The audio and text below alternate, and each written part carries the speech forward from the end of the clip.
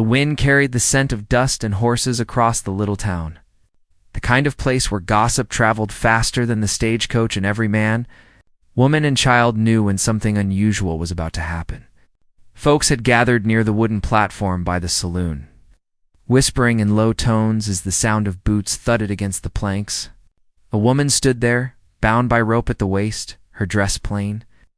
Her shoulders squared, though her face betrayed the weight of shame and fear. She wasn't a criminal, nor was she some stranger passing through. She was a widow, and today in front of her neighbors, she was being sold like a mule because she couldn't give her late husband what the town believed mattered most, children. It wasn't that she hadn't tried, and it wasn't that she lacked a tender heart. She had once been a bride full of hope, but when years passed with no cry of a newborn filling their home, her husband's patience turned sour. After he died in a ranch accident, she was left with nothing but the blame whispered into her ears. Cursed, some said. Useless, muttered others. And though she lifted her chin, she carried the scars of their judgment deeper than anyone could see. In this place, a woman without children had no place at all, and so her fate was sealed in the cruelest of ways. The auctioneer's voice rang out sharp, cutting through the murmurs of the crowd. He called for bids, as though she were a heifer to be weighed and bought. Men shifted uncomfortably, some pretending not to look, others studying her with cold calculation. The widow's heart pounded, not from pride, but from a dread that clawed its way up her throat. Would she be sent to some distant ranch to scrub floors until her hands bled? Would some bitter man claim her out of spite, only to remind her daily of what she lacked? Just when the tension in the air threatened to choke her, a shadow moved from the edge of the crowd. A tall rancher, his shirt streaked with dust from the long ride in, stepped forward with a baby nestled against his chest. The child stirred, fussing until he gave her a gentle bounce, his hand strong yet careful. No one had seen him before, yet his presence silenced the whispers. He didn't come with the swagger of a gambler or the hunger of a man looking for cheap labor. There was something different about him, something that unsettled the crowd. He didn't shout his bid like the others. Instead, he stepped onto the platform, his boots creaking against the wood, and stretched out his hand. In his palm lay a few silver coins, enough to make the auctioneer blink. The widow's breath caught, confusion flickering across her face. What man bought a woman with one hand while cradling a baby in the other? The baby's soft cry seemed to echo louder than the crowd's murmurs, and all at once, eyes darted between the widow and the infant. Between the weight of her shame and the unexpected tenderness of the stranger, the auctioneer hesitated. Not out of pity, but because even he sensed the strangeness of it all. "You mean to take her on, stranger?" he asked, suspicion curling in his tone. The rancher gave a small nod, his gaze steady as he shifted the baby in his arms. "I don't need a wife to bear me children," he said, his voice carrying low but firm. "I've already got a little girl who needs a mother. I need a woman who can stay." The words cut through the dusty air like a knife. A hush fell over the crowd, heavy and long, as if no one dared to breathe. The widow's knees weakened, not from relief, but from a storm of emotions she couldn't yet name. She searched his face for some hint of mockery, some cruel jest at her expense, but found only a tired honesty that unsettled her even more. Still, doubt gnawed at her.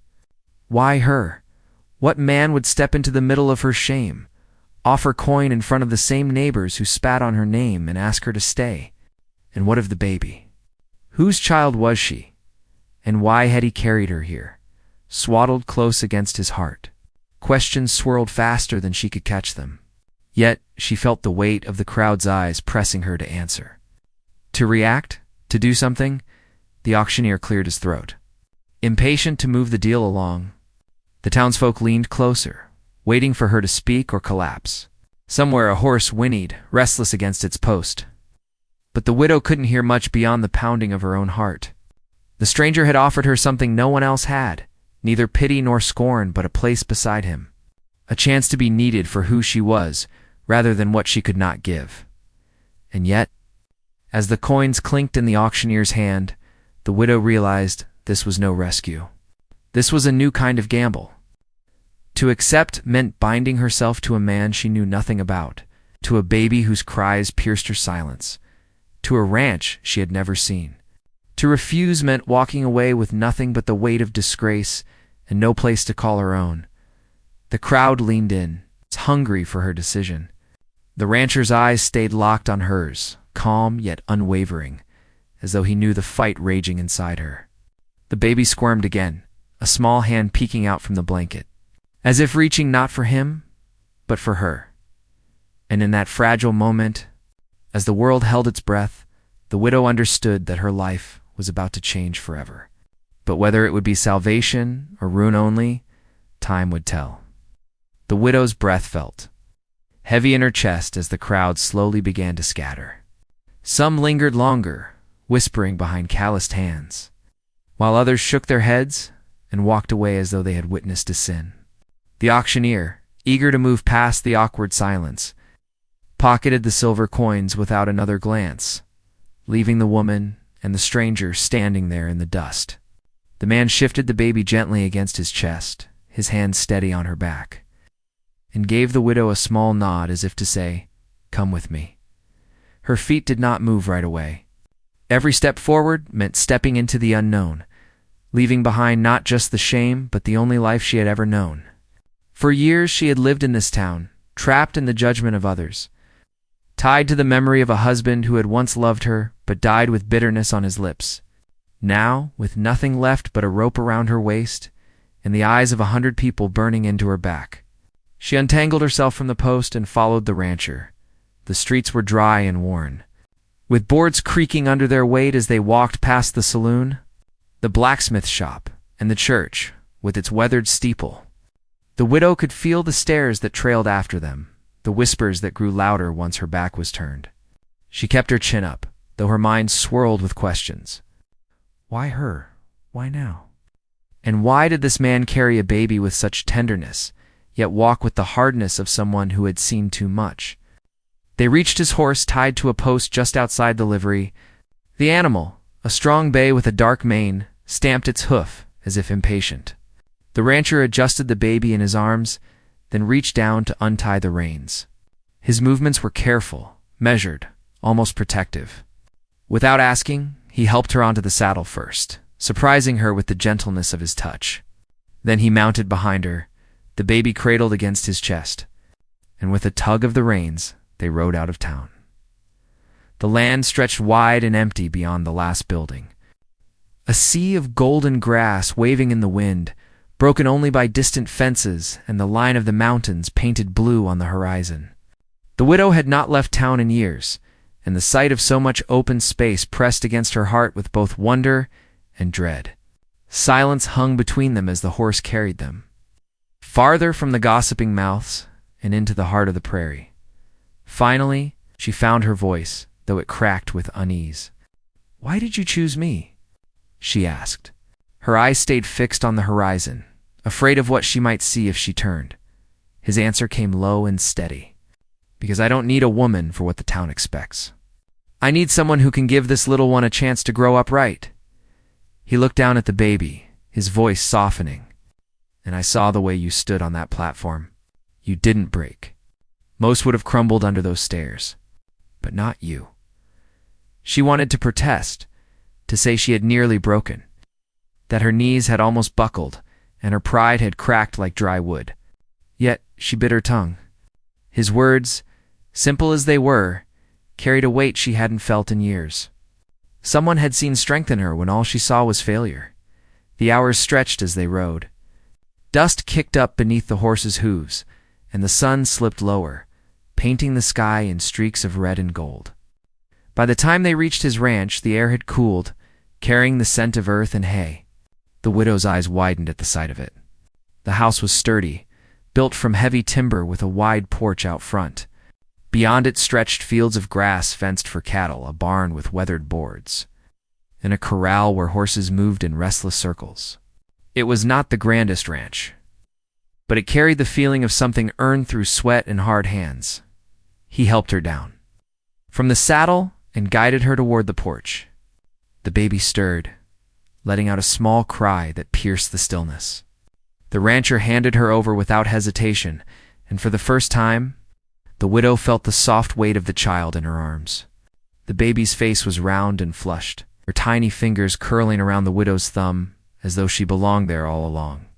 A strange warmth spread through her chest, both foreign and familiar, as if some hidden part of her had been waiting for this moment.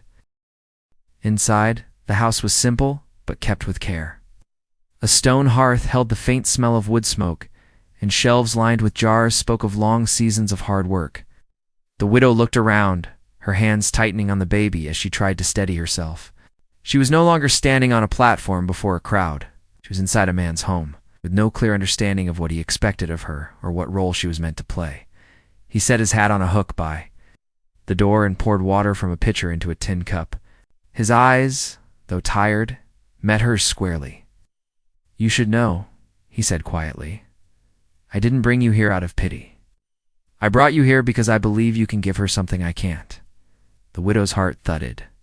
"Whose child is she?" she asked, her voice trembling.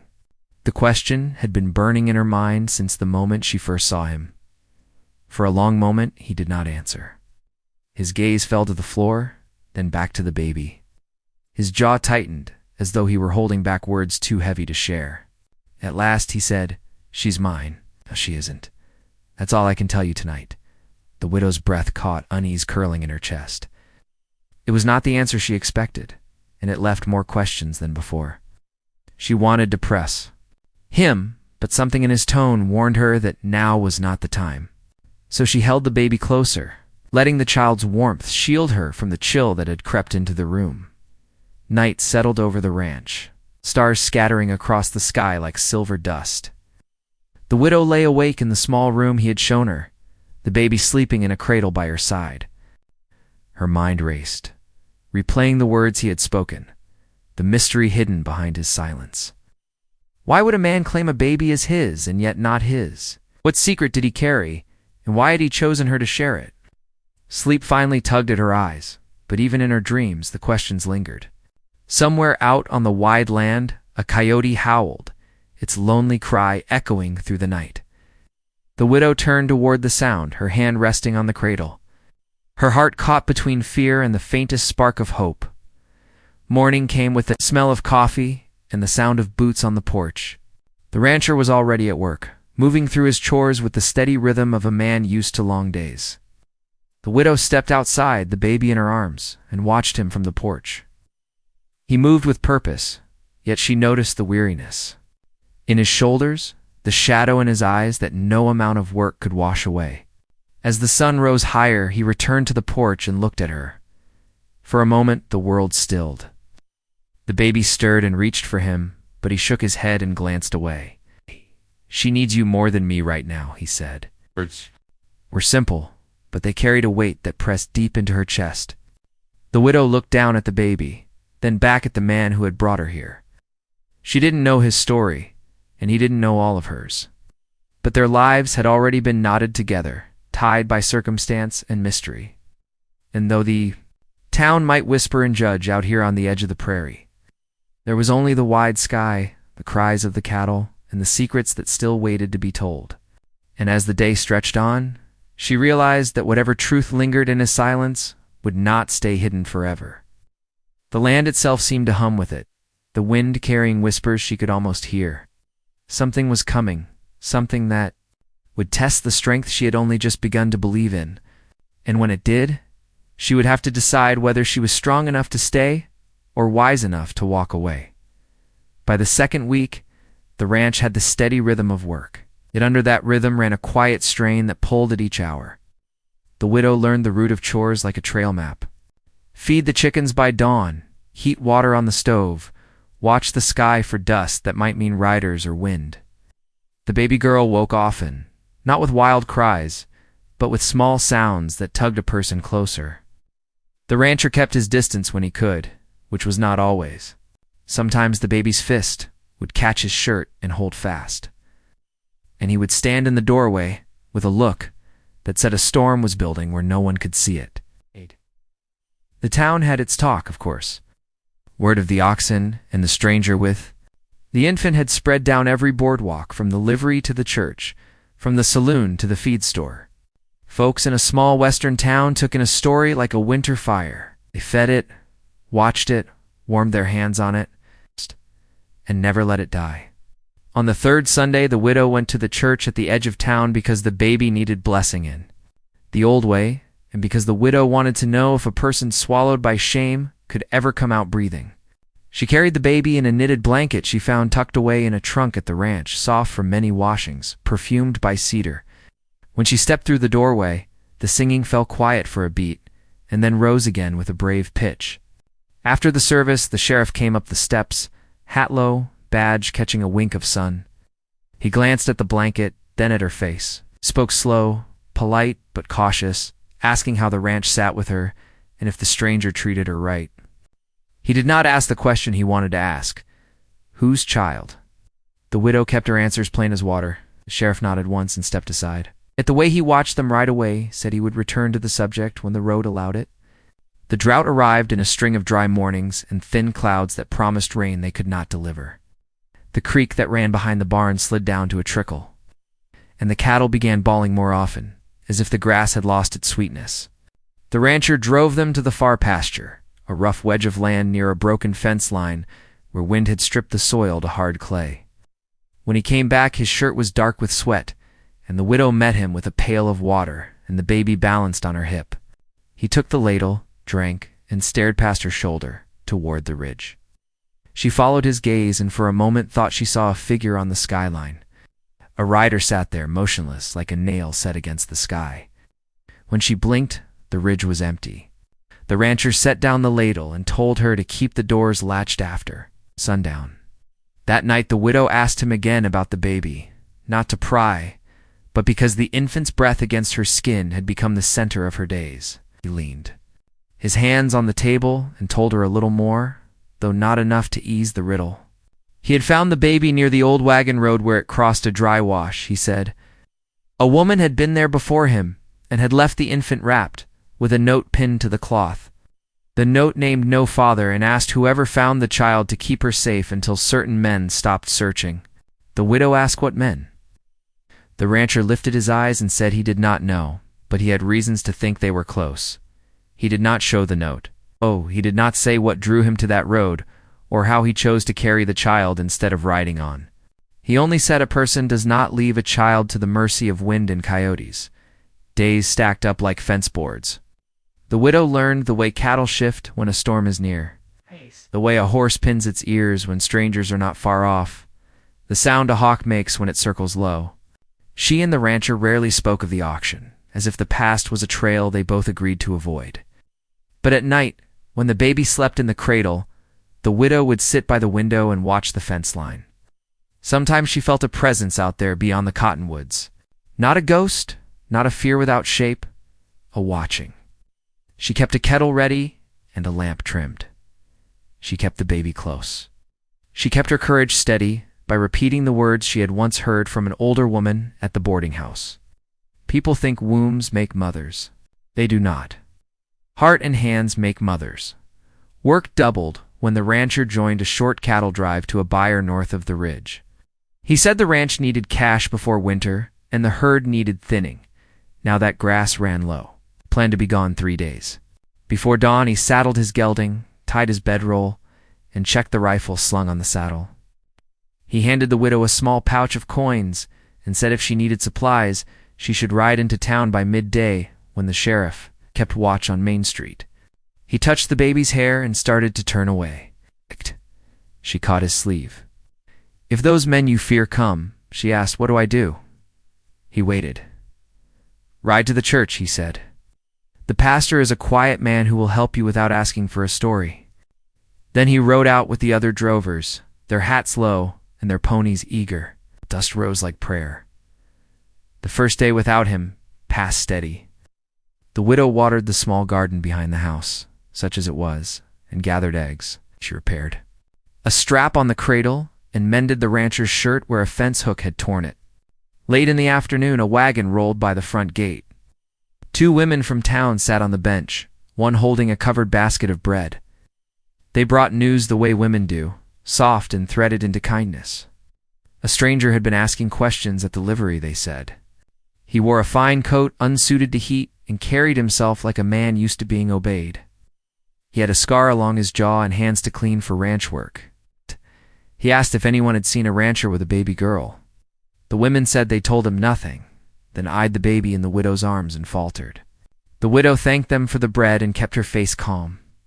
After they left, she hid the baby's blanket in the bottom of the trunk and checked the back door twice. That evening, she heard hoofbeats on the lane. Not the quickset of a cow pony, not the heavy roll of a freight team. A measured pace, deliberate, as if the rider wanted his presence known. The widow lifted the rifle from its pegs. She had used a rifle before for snakes and coyotes, but never for men. The rider did not come to the porch. He stopped at the gate and stared toward the house. The last light caught the pale line of a scar along his jaw. He tipped his hat without smiling and asked if the rancher was home. The widow said he was not. The rider nodded as if he had expected that, and said he would return when the man of the house came back. Then he turned his horse and rode away at the same careful pace. The widow did not sleep much. She fed the baby in the small hours and watched the lamp burn low until the wick smoked. On the second day, a storm pushed in from the west. Wind rattled the loose sheet of tin on the barn and drove dust into little whirls that stung the eyes. The widow pulled the shutters, then carried water and grain to the hens. By afternoon, the sky darkened enough that thunder rolled high and far off, yet no rain fell. She heard the baby whimper and went to the cradle. A folded paper lay under the pillow where no paper had been. She stared at it without touching it, the way a person stares at a snake to judge if it is moving. When she opened it, her hand shook. The note was written in a tight, neat hand. It said the child would be safe if the rancher did as he was told and met them at sundown on the bluff above the dry wash. It said the woman was to stay out of it if she wanted peace.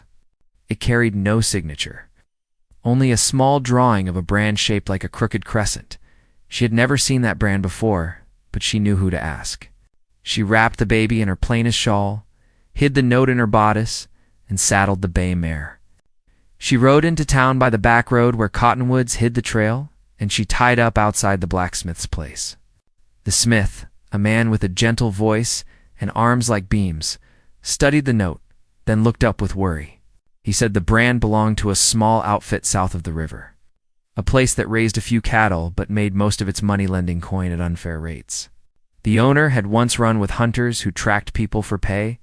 The widow felt heat rise up her neck, though the day stayed cool and dim. She thanked the smith and bought nails she did not need so that no one could claim. She came for talk alone. At the general store she saw the sheriff. He tipped his hat and asked again if the ranch sat right with her. She said yes. He asked if the stranger from the livery had come by the ranch. She hesitated a breath too long. The sheriff's eyes narrowed. He said the man in the fine coat had paid cash for supplies and then ridden south. The sheriff did not like men who kept their boots to clean. He told the widow that if trouble came to ride straight to his office. She promised she would, yet she knew the promise weighed light in her mouth. The baby shifted and made a small sound, and the sheriff smiled and touched the girl's fingers. That single touch changed his face, as if the law and the man inside it had found a way to shake hands. She rode home by the shorter route and reached the ranch near dusk. The bluff named in the note lay not far to the east, a pale shoulder of stone above the dry wash. She stood at the fence and tried to picture what would happen at sundown. The rancher was still 3 hours out by her guess, driving cattle toward the rail spur with the other hands. If the men behind the note expected him at the bluff, someone had told them his trail. The widow checked the rifle again. She moved the cradle close to the back wall, where no window cast light upon it, and she banked the fire to a red glow. When the baby slept, she stepped onto the porch and looked toward the ridge. A second subplot tugged at the edges of her days. Stubborn as burrs and wool, the pastor's wife had visited with a bundle of cloth and a quiet warning. She said certain women in town believed the widow had taken the rancher's good sense and turned it to her own ends. They planned to speak to the church council about the baby and the unusual arrangement that placed a woman at a ranch without a wedding. The pastor's wife did not share the blame. She handed over cloth for diapers and said that judgment often came from fear dressed in plain skirts. Still, the warning mattered. The town might not steal a child by force, but it could do other harm with papers and meetings and moral talk that cut deeper than knives. The widow thanked her and sewed late into the night, each stitch a proof that love could be built from thread as well as blood. On the third day the rancher returned, dust-covered and hollow-eyed. The widow met him at the pump before he could reach the porch and handed him the folded note. He read it without speaking, then read it again. He asked if the scarred rider had come. She nodded. He asked if anyone else had ridden by or called from the gate. She told him about the women with the bread, the sheriff, the brand, the pastor's wife. He listened like a man standing in a river feeling the strength of the current. When he finally spoke, his voice was rough. He said the crooked crescent belonged to a man who had lost something years back and had never forgiven the world. He did not say what that something was. He did not say if he had played any part in it. He only said the bluff above the dry wash was a place where men liked to settle debts because no one could see it from the road. The sun slid low and the shadow of the cottonwoods stretched long. The rancher saddled his gelding and checked the rifle. He told the widow to take the baby to the root cellar and bolt the door behind her if gunfire sounded. He said if he did not return by full dark, she should ride to the church first and then to the sheriff. The widow wanted to argue. She wanted to ride with him and end the waiting that had gnawed her since the auction. Instead, she studied his face and saw the same mix of strength and worry she had glimpsed on the day he stepped onto the platform with a handful of silver. She felt the choice before her like an open gate. Obey or defy. Hide or ride. He swung into the saddle and turned toward the bluff. Dust rose under the gelding's hooves. The widow stood on the porch with the baby in her arms. The sky had turned the color of hammered copper and the first bat skimmed low above the yard. She could hear the creek murmuring, even though it had shrunk to a narrow stream. She looked down at the child, who stared back with calm eyes that trusted her without question. The wind shifted and brought the faint sound of another horse from the road, not from the bluff but from town. The widow stepped off the porch and moved toward the gate. The baby snug in the shawl, the rifle resting in the crook of her arm. The rider approaching did not carry himself like a friend. Far off on the ridge, a second shot of dust rose where the rancher rode. The two trails moved toward a point she could not see. She squared her shoulders and latched the gate behind her. The latch clicking in the quiet like the start of a clock no one could stop. The sound of hooves carried sharper in the evening air, striking against the hard road like a hammer finding its mark. The widow tightened her grip on the rifle and held the baby close. The shawl wrapped around the child was warm despite the breeze, and she felt the small heartbeat thudding steady against her chest. The rider in the distance grew clearer now, the fine coat catching what was left of the sun. His horse was sleek, too well fed for ranch country, and its dark mane whipped like a banner. She knew without asking that this was the man the townsfolk whispered about, the one with the scar. He slowed his mount when he drew near the gate, his eyes sweeping across the yard, pausing at the cradle by the wall. Then at the rifle steady in her hands. His mouth curled, not quite a smile. "You stand alone," he said, voice smooth but carrying something hard beneath. "No man of the house to guard you. Pity. But I reckon you'll do." She lifted the rifle higher. "This land is not yours. Everything here is mine," he answered. "That child, most of all." The words struck her like a blow, though she kept her face calm. The baby stirred, sensing the tension. The widow steadied her breath, recalling the rancher's warning, recalling also that fear had no place when a child depended on her. She told the stranger to ride on, that the sheriff was watching the road, that neighbors were near. Lies, each of them, yet she said them with such force that for a moment even she half believed them. The man studied her, the scar along his jaw whitening when he tightened it. Then he leaned in his saddle and spoke softer. "Tell your rancher to meet us where the stone looks down on the dry wash. He knows the place. He knows why." Before she could answer, he turned his horse and rode off. Not toward town, not toward the bluff, but down a narrow cut in the land where the cottonwoods grew thick. She watched him vanish into the dark. Only then did her legs tremble. though she forced them to hold. She brought the baby back inside and lowered the bar across the door. Far off, the other trail of dust still marked where the rancher rode. He would be near the bluff by now, facing whatever trap waited for him. The widow set the baby in the cradle and paced the room, torn between staying as she was told and riding after him. She thought of the note, the brand, the scarred man's claim that the child was his. She thought of the town's murmurs, the sheriff's questions, the women at church. Every path pressed against her at once, and still the baby slept, small and innocent, as though none of this storm belonged to her. Night closed in fast, clouds covering the stars, the moon a thin sliver fading behind haze. She kept the lamp low and listened for every sound outside.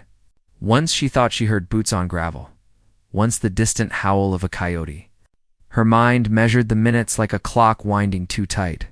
She remembered the rancher's last words, hide, if you hear gunfire, and wondered how long a woman could sit still with her heart splitting her ribs. Then came a single shot, faint but real, echoing from the east. She froze, hands gripping the rifle until her knuckles ached. Silence followed, then another shot, closer this time, carried by the wind. The baby stirred, whimpered, and she hushed her quickly. She went to the window and lifted the curtain a sliver. No light showed on the ridge, no riders visible, only the open land and the line of cottonwoods standing like sentries. The widow could not sit longer. She pulled her shawl around her shoulders, lifted the baby, and set her carefully against her chest. With the rifle slung across her back, she stepped into the yard, the night air sharp on her face. She saddled the mare with hurried hands, glancing over her shoulder with every sound. The horse snorted but did not fight her, as if it too sensed the urgency. She mounted, holding the baby close, and turned east, toward the bluff. The trail wound narrow, brush scratching at her skirts. Her eyes strained to catch any movement, and more than once she thought she saw shadows riding alongside her, only to vanish when she blinked. She pressed on. When she reached the dry wash, she dismounted and tied the mare beneath a tree, the baby still quiet against her. The land smelled of dust and gunpowder. Up on the bluff, a flicker of firelight glowed faint through the rocks. Voices carried down low and sharp. She could not make out the words, only the tonemen bartering over more than money, bargaining in the language of old grudges. She crouched low, edging forward until the ground rose steep and she could see the ridge line. The rancher stood there, rifle in hand, shoulders set hard. 3 other men circled him, one of them the scarred rider, his face caught by firelight so that the mark seemed deeper, crueler. They moved with the calm of men who believed they held advantage. She could not hear everything, but she caught enough. The scarred man demanded the baby returned, claiming blood rights. The rancher said the child belonged with neither of them, but deserved a chance away from old sins. The others laughed, the sound sharp as knives. Another voice rose then. One she had not expected, the sheriff's. He stepped from the shadows with his badge glinting, rifle raised. He ordered the men to stand down, his tone carrying authority but also fear, for he knew he was outnumbered. The standoff stretched tight, the fire snapping, the night pressing closer.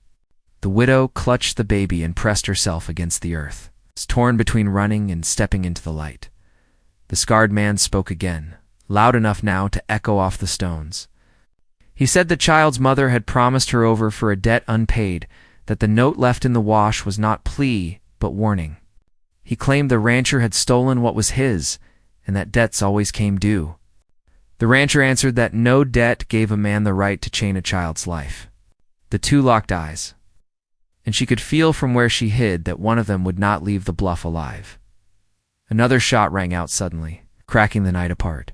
Dust rose from a rock near the sheriff, who ducked fast.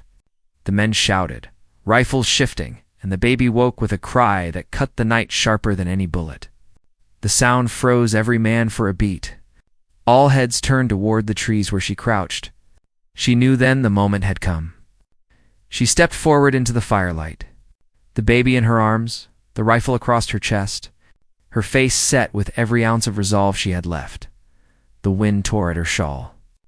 The fire spat sparks, the horses stamped at the edge of the circle. The men stared at her, their plans shifting in that instant, and she felt the air grow tight, as if the earth itself held breath. The rancher's eyes met hers, fierce and pleading at once, while the scarred man's mouth twisted into something between triumph and threat. The sheriff raised his rifle higher, waiting. No one moved, yet the world seemed to teeter on the edge of breaking. The widow knew that with the next heartbeat, the story of them all hers, the rancher's, the sheriff's, the scarred man's, and above all, the baby's would tilt toward fate. She tightened her hold on the child, lifted her chin, braced herself for the storm about to fall. The night held its breath, the fire crackling like a fuse waiting to burn out. The widow stood in the open with the baby in her arms, every man's eyes fixed on her, every rifle ready to answer the first mistake. The scarred rider's jaw flexed hard as stone. The rancher's hand twitched near the trigger, and the sheriff's voice trembled with command as he tried to keep order. For a long moment, no one dared to move. Then the baby cried again, sharp and pure, cutting through all the noise of anger and pride. It was a sound that belonged to no one but itself, not to debts or grudges, not to threats or bargains. It broke the spell of silence. The scarred man stepped forward, his hand outstretched. She is mine by blood. Give her to me, and no one else has to fall tonight. His voice carried conviction, but his eyes burned with something colder than care. The widow saw it clearly. Then this man did not want the child for love, but for power. She felt the baby tremble against her, and her grip tightened. The rancher's voice came low but steady. You lost that right when you made her mother beg for mercy. You want to own her like you owned everything else? But she is not yours to claim. He shifted his rifle, the firelight flashing along the barrel. The sheriff spoke next, his voice breaking. This ends now. By law, by conscience, it ends here. No man has claim to a child like a piece of land or cattle. His words wavered, but the badge on his chest gave them weight. The scarred man laughed once, bitter and sharp. Law does not feed the hungry sheriff. Law does not pay the debts her mother left. She was promised to me, and promises do not fade. He stepped closer, but before he could take another pace, the widow raised her rifle. Her voice shook, but carried clear. If you want her, you'll have to take her over me, and I swear I will not miss. She did not falter. Her arms held the baby tight, but her eyes never left the scarred man's face. For the first time, his step faltered. The rancher seized the moment. Leave while you still can. Ride out and never come back. You'll not see this child again. His tone was not a plea but a sentence. The scarred man's eyes darted from face to face, the sheriff's rifle raised. The rancher's steady aim, the widow's burning resolve. He realized the tide had turned against him. He spat into the dirt, fury flashing in his eyes. This isn't over. Debts never die. Then he mounted his horse in one swift motion. With a hard kick, he galloped into the night, the echo of hooves fading across the empty land. Silence returned, heavy and raw. The widow felt her knees weaken, but the rancher's hand reached her arm, steadying her. The sheriff lowered his rifle and let out a long breath, the firelight catching the sweat on his brow. The baby quieted, lulled by the stillness after the storm. When dawn came, sky painted soft over the prairie. The three of them rode back toward the ranch. The sheriff promised he would file word with the county that no claim could ever be laid against the child. He admitted he had doubted them at first, had feared the gossip and the whispers of town, but seeing the scarred man's hunger for control had shown him the truth. He tipped his hat to the widow, telling her that courage sometimes spoke louder than law. Then he rode back toward town, leaving her and the rancher to the quiet road home. At the ranch, the land looked different in the morning light. What had been a place of fear now seemed like a place of beginning. The widow laid the baby in her cradle by the hearth and watched her small hands grasp at the air, innocent and free. The rancher stood by the door, his shoulders weary, but his face softened. He admitted the truth at last. The child was not his by blood, nor the scarred man's, but had been left with him by a woman running from debts too deep to repay. He had taken the baby because he could not turn her away, but he feared the day others would come to claim her, The widow listened, then told him that children were not measured by debts or blood, but by who stood for them, who loved them. She said that as long as breath was in her, the baby would have a home, and that home was now here. The rancher looked at her, his eyes filled with something unspoken but true, and he nodded. In the weeks that followed, life settled slowly back into rhythm. The scarred man did not return, though his shadow lingered in memory. The town, once eager with whispers, now spoke differently of the widow.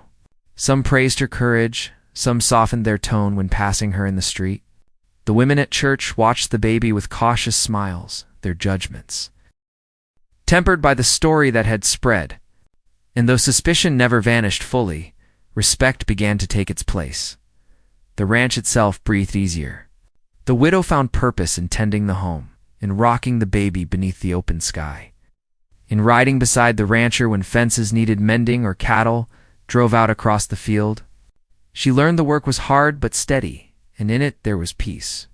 At night, when the prairie wind hummed low and the fire burned warm, she held the child close and whispered that no matter what storms came, she would never be alone again. The sheriff kept his word, sending word beyond the county lines that the child was safe and no claim could be honored.